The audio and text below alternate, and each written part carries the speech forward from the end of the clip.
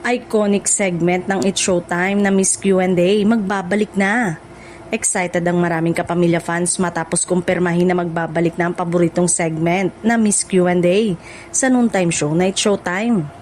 Unang sumikat ang Miss Q&A dahil sa kakaibang timpla nito ng talino, aliw at inspirasyon kung saan nabigyan ng pagkakataon ng mga miyembro ng LGBTQ community na maipakita ang kanilang galing sa pagsagot at pagharap sa iba't ibang hamon ng kompetisyon.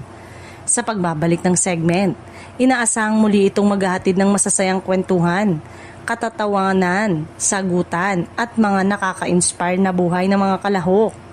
Marami rin ang umaasang makakakita ng panibagong batch ng contenders na susunod sa yapak ng mga naging tanyag na dating kalahok. Agad naman naging usap-usapan sa social media ang balitang ito kung saan maraming netizen ang nagpahayag ng kanilang pananabik na muling mapanood ang isa sa mga pinaka-iconic na bahagi ng It's Showtime.